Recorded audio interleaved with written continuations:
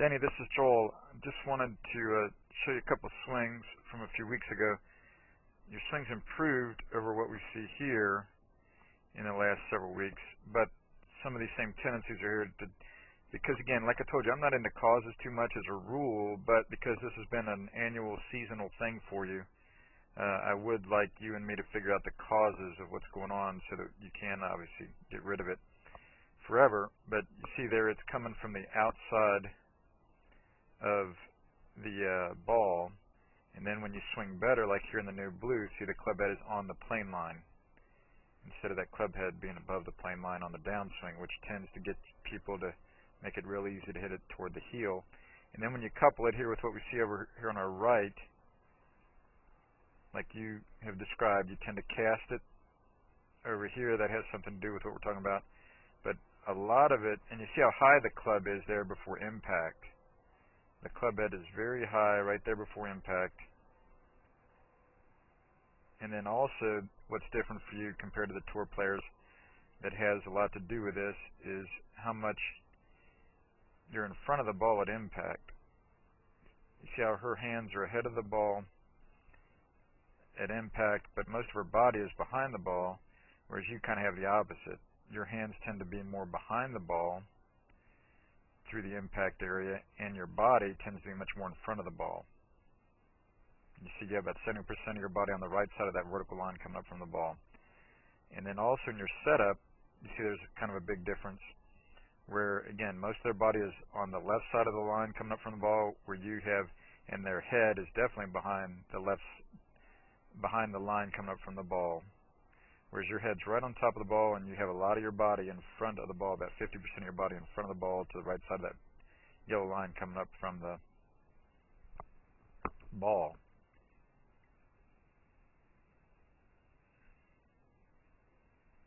There's the better grip from a few weeks ago. But still, see, we haven't attacked this setup on the video. See, this is our last lesson from May 2nd, and still, see, you're real open there in so many ways. A lot of your body's in front of the ball. And again, see, that club head is real open right before impact, and as you know, there's not a lot of lag there compared to what we'd see with the tour players when their hands are just outside their right hip, as yours is at that point.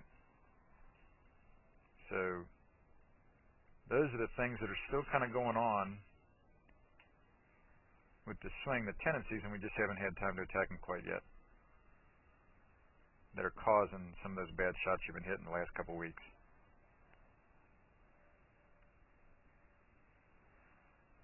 And again, I'm not totally describing the causes of anything yet, but I'm just wanting you to know that there are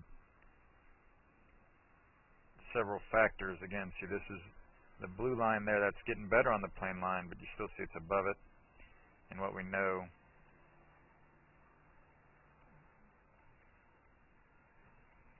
from the other angle over here on our right is that, again, you're kind of throwing it away real early. The club, this is what I was describing, where the club's kind of low before impact and then high after impact.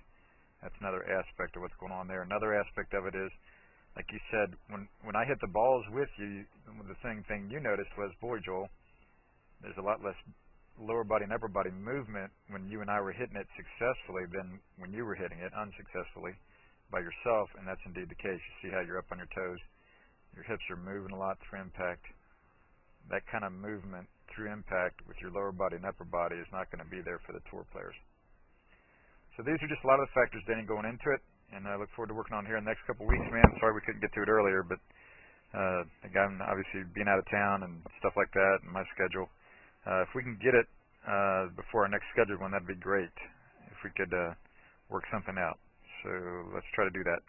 Thanks. Take care. This is Joel Suggs. I sure enjoyed meeting you down at the Cincinnati Golf Show this weekend and showing you your swing on the 2D equipment that I have. And so I want to take about 2 to 3 minutes to just show you around Meadowlinks. This is the studio I use in the winter for all my students. You see there's the down-the-line camera angle for our 2D equipment. And then we have the face-on camera angle also. And then what we also have here is 3D equipment to where I can show you your swing from 6 different camera angles with this 3D equipment, and we can get your swing from down to the 1/120th of a second in terms of exactly what your hips, shoulders, and hands are doing in the swing. And then also, I have the most realistic hitting curve I've ever seen from puttersedge.com. So when you hit your full shots, it feels as realistic as possible. And then I have 3 different green speeds for you to practice your putting. 9.5 on the step meter, 10.5 on the step meter, and 12.5 on the step meter. That's benefited my students tremendously. And then also I have a lot of learning aids like this Smart Stick. You can see the rest of those learning aids over here in my bag that we can work on to help you learn the certain fields in your golf swing that you and I both want. And then also I help my students a lot with their equipment through the winter.